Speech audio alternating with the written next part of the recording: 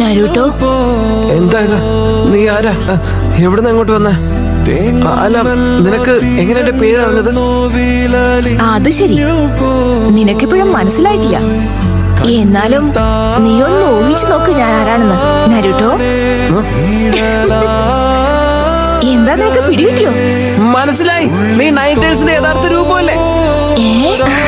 ആ മിനാട്ടോ എന്നെ കുറിച്ചൊന്നും പറഞ്ഞിരുന്നില്ലേ? വല്ലാത്ത കഷ്ടം തന്നെ. എന്നാ ശരി, ഞാൻ തന്നെ പറയാം. ഞാൻ നിന്റെ